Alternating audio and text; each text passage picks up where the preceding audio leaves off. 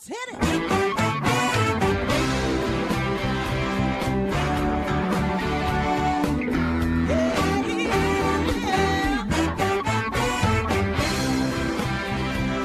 Hi, everyone, and welcome to Alzheimer Speaks Radio. I'm your host, Lori La Bey, and I'm so excited that you're joining us today.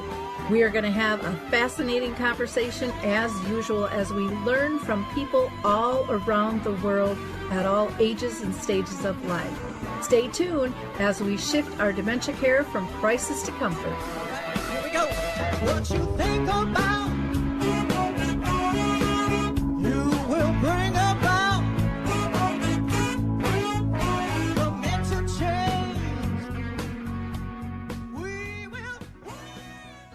Hi, everyone, and welcome back to Alzheimer Speaks Radio. I'm Lori La Bey, your host, and today we are going to have our second episode of a special edition, which is a collaboration with the Roseville Alzheimer's and Dementia Community Action Team here located in Minnesota, which I happen to be a founding member of. The series is called Dementia, Caring and Coping During a Pandemic. And it's so timely, needless to say. But before I introduce our guests, I want to give a shout out to a couple of organizations. The Memory Cafe Directory, which is near and dear to my heart, which now features 5 different countries. And of course, Dementia Map, the global resource directory, which we just launched in mid-November. And then I have to give a shout out to the Footbar Walker, who assists both the patient and the caregiver by easing the ability to get somebody up and decreasing the probability of injury to either party. Now let's get to our show. I am really excited to have these 2 guests with us representing Second Half with Lyngblomsten. Carolyn Klaver is the Community Dementia Care Specialist and Gathering Site Coordinator, who I have had the pleasure of working with for years, along with her colleague, Andrea Lewandoski. And she is the Director of Lifelong Learning and the Arts for the organization. Together, the 2 of them are going to share how their organization has adapted and continues to do so during these challenging times of the COVID pandemic. Welcome, ladies. I am really thrilled to have you both with us. So, Carolyn, how are you doing today? Fantastic. Thank you. And how about you, Andrea? Wonderful. The sun is shining. Yep, that's a good thing. That little bit of snow we got last night was a little on the slick side. I want you first to tell us all about the mission of your organization as it relates to dementia caregiving. And Carolyn, if you wouldn't mind starting us out. Sure.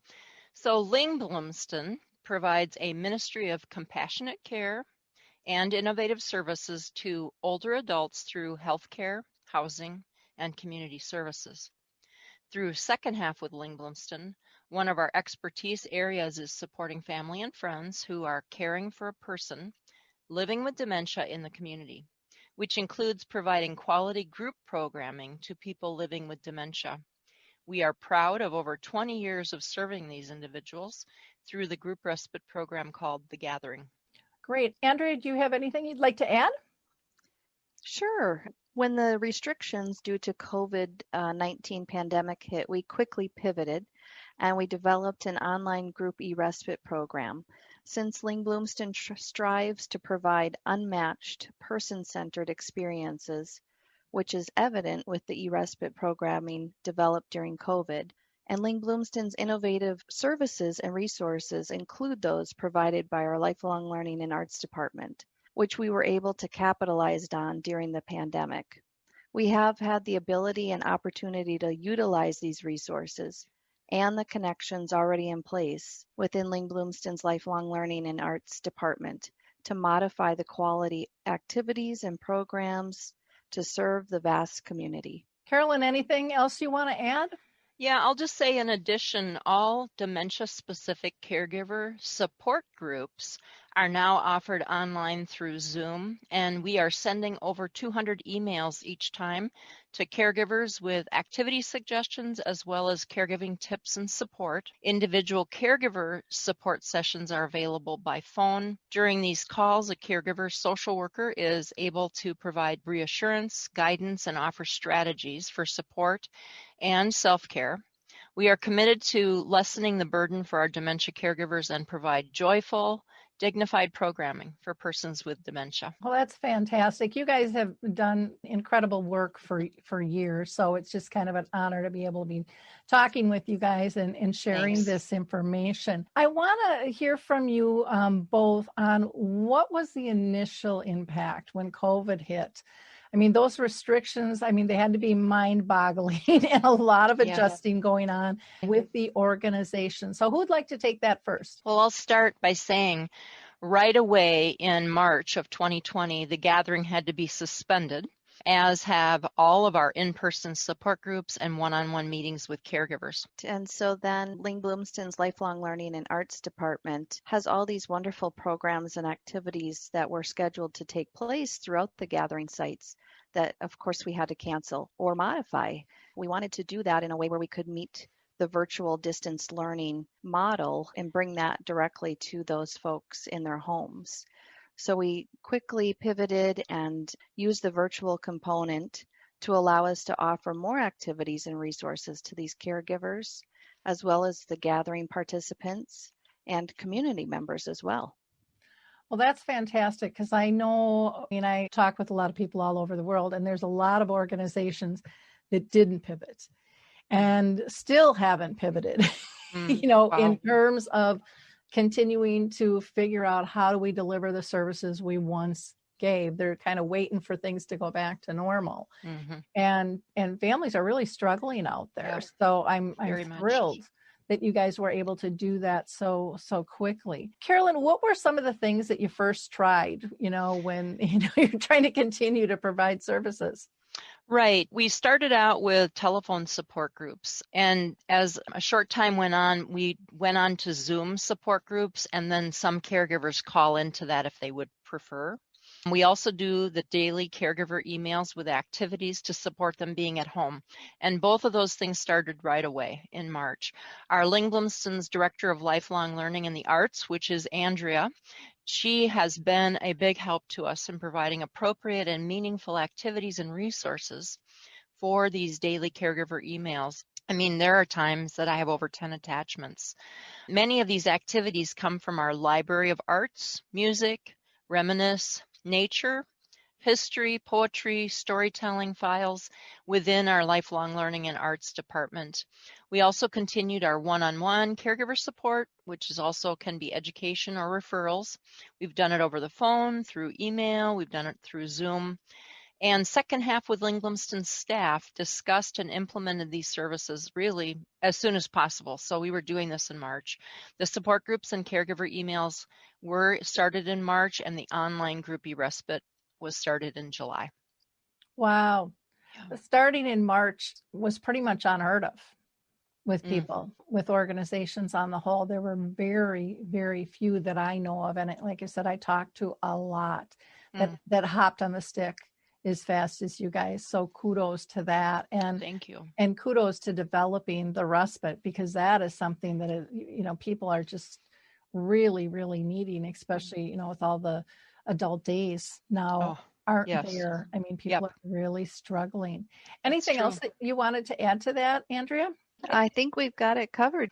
Well, then I want to know about services and activities that you're currently providing.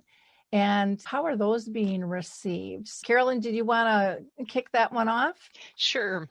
With additional funding through the Title III National Family Caregiver Support Program, in partnership with the Metropolitan Area Agency on Aging, we were able to build our capacity and move from in-person to online programming and phone support.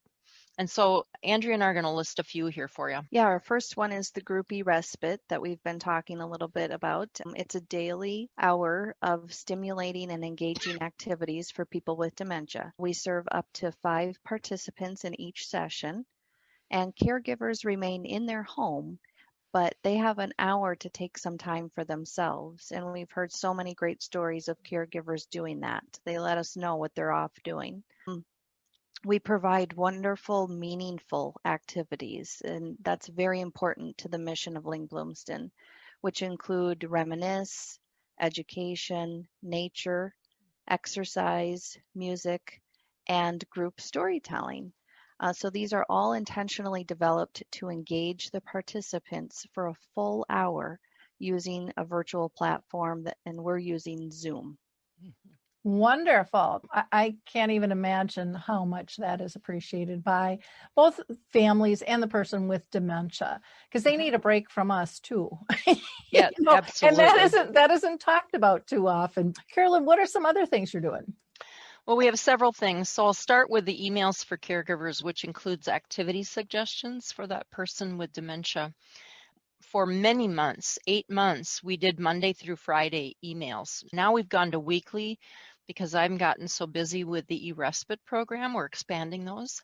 And so those emails include fun activities to do with your person with dementia, tips to the caregiver for taking care of themselves. We really, again, as Andrea said, meaningful activities is very important to us. Online videos and links, resources and tools and techniques are provided in these emails to help caregivers connect and engage with their loved one with dementia. Next thing that we've worked on is an online educational series called Giving Care to You. And that was designed to provide the caregivers with tips, support, and encouragement as a caregiver. The next thing is our memory loss caregiver support groups via Zoom. And that is done in coordination with the Alzheimer's Association of Minnesota and North Dakota. We continue to offer our memory loss caregiver support groups.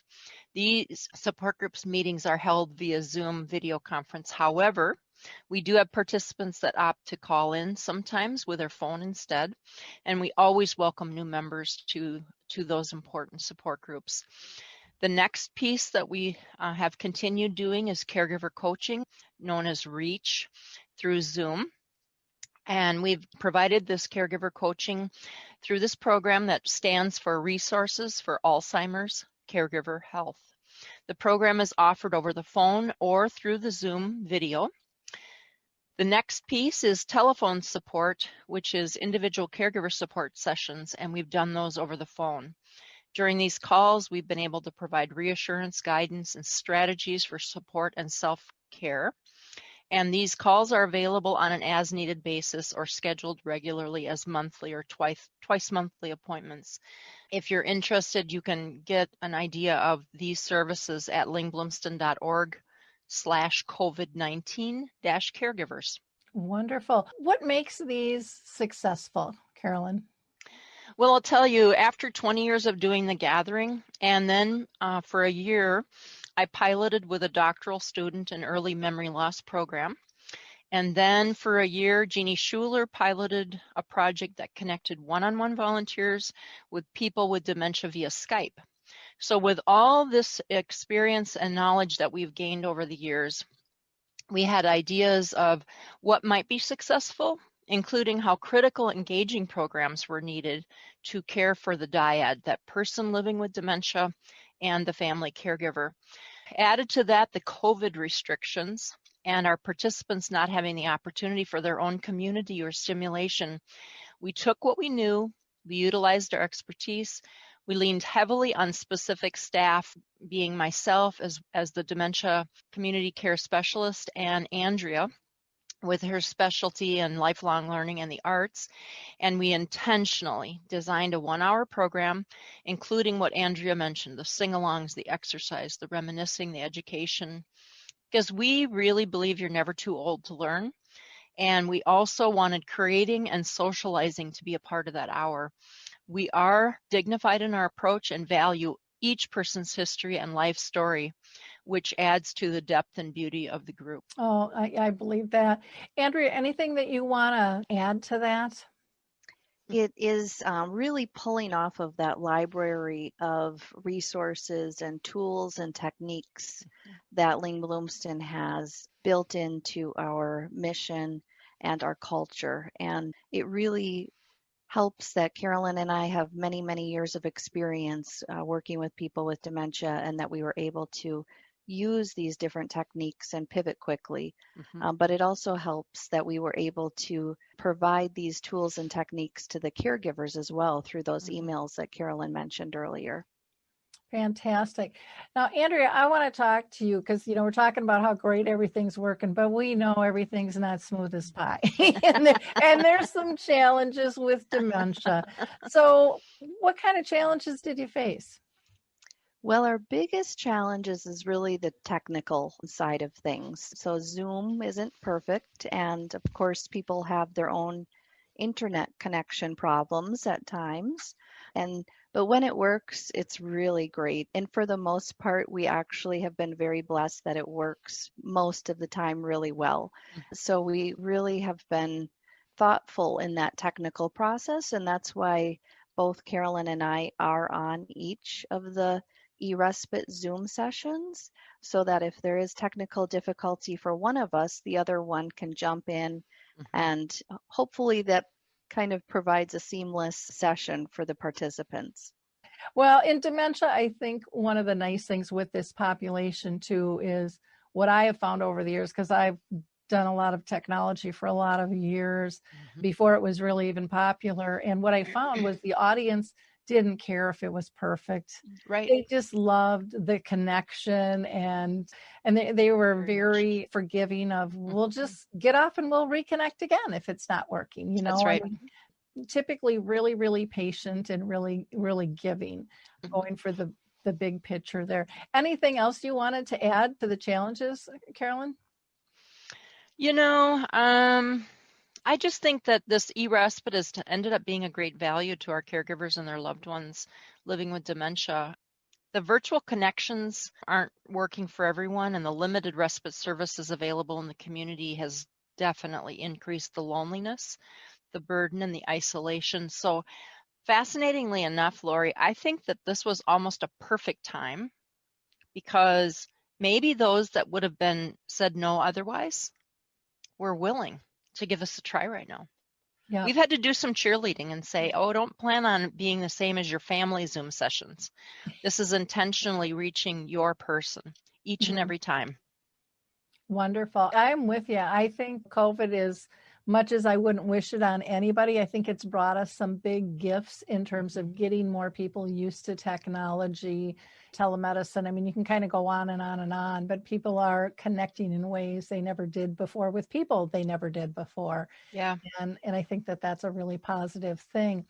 Carolyn, what do you think the future holds for the organization and the services and activities? Do you think this connectivity, these electronics, do you think this is going to continue? Absolutely. We've done a lot of learning during this time, and we do know we have a great opportunity ahead, including continuing with our group eRespites. We know that when it's safe to go back to in-person, the gathering will start up again, but we will, in fact, do things maybe different than we did before COVID, and we will continue the group eRespites. Fantastic. I think that's really, really exciting. Really exciting. Andrew, what do you think about the future? Any other additional thoughts? Yeah, this social technology is, I feel, here to stay. We have really learned quickly that these community connections can be made through platforms like Zoom, and with the right programming coupled with the right staffing and support, people are really engaged, and I don't think that that's something that we should just push to the side once COVID is over. There is a space that is still here, and I think that the caregivers that are involved are great testimonials to be able to provide to others in the future about give it a try and see if it's the right thing for you. Yeah. I totally agree with that. Carolyn, what kind of advice would you give to families and care partners and people living with dementia too, about how do you deal with the isolation and the restrictions, with the pandemic? Yeah. I think all of my colleagues as well, and Andrea, we really feel very strong about this. We are wanting our caregivers not to give up. we're wanting people to continue to pursue finding a support group. Sure, maybe you don't have the ability to do Zoom if you don't have a camera on your computer or your phone, but go ahead and call into the group, find the group, make it an opportunity for you. Locate those experts in the community that can provide you with education, support, and referrals, and just, again, don't give up. Good advice. Good advice. Andrea, anything you want to add? Oh, I think that Carolyn covers it very well. She does do a great job. Both of you have. Andrea, I want to know about what kind of suggestions you would have for other organizations to provide services to caregivers and persons living with dementia, because I know they're listening as well. Oh, thank you. Yeah, we want to continue to encourage other organizations to look at that virtual programming and know that it does work in building support and community for people living with dementia and their caregivers. We're not the only organization out there having success in it. There are others, and we are always looking at those folks to help us out as well. But the caregivers that we are serving, those that we are serving really appreciate learning about and engaging in these activities. They're finding really meaningful and purposeful tools and techniques that they can utilize during times when they're not on a session with us, or if they're not in a support group at that particular moment in time. They're pulling away with tools and techniques that have really enhanced both their lives and the life of the person living with dementia. So this is really an important opportunity to look beyond our normal scope and look outside for other opportunities for programming. Mm-hmm. You know, I think that that's wonderful. A lot of companies feel very proprietary over what they're doing, and it's undercover and it's ours and we don't want to share. And it's so nice and uplifting to hear that, hey, we can't provide services to everybody, but the goal is to provide services to everybody. So let's share ideas that are working. Carolyn, you look like you had a thought there you wanted to share. Well, I thought it was worth letting you and the folks listening know that Andrea and I, with our vast backgrounds, took 2 months to kind of lay out a set pattern of how we'd run each day so it would feel familiar to our participants. And then we took those 2 months to continue to compile what would we want for each of these sessions and going forwards. There was a lot of planning and preparing for it, and I can't tell you the absolute joy, the feeling of community every day that we get together with a group. And we're going to 2 groups a day here in the future soon.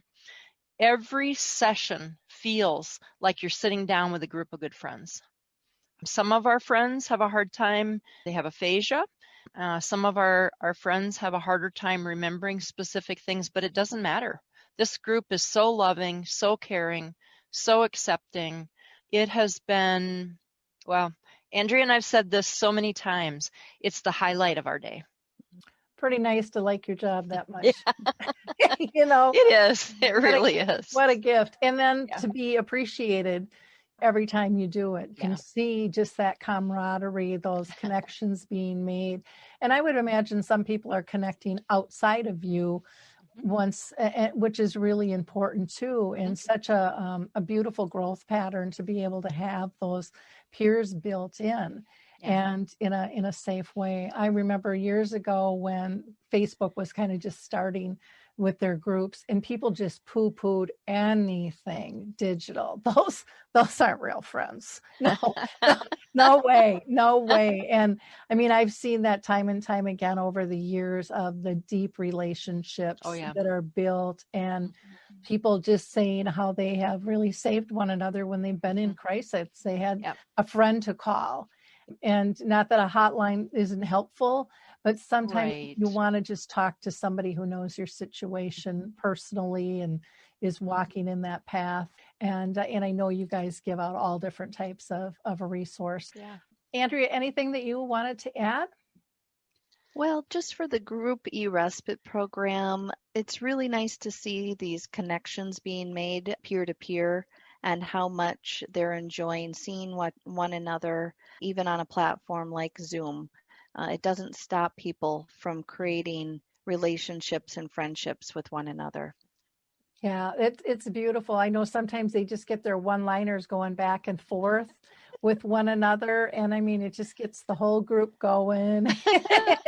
It's precious. Yeah, it really is. It really, really is. So thank you guys so much for the work you're doing. I just want to ask if there's any other comments that you want to make that our audience should know.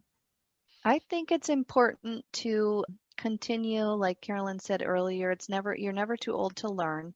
We want to encourage people to thrive and not just survive. The programming that we're offering, the support that we're offering is so intentional because it's helping to stimulate different parts of the brain for the participants living with dementia. And it's also just so intentionally meaningful for those caregivers as well. Sometimes they need it just as much as the ones living with dementia do. Yeah.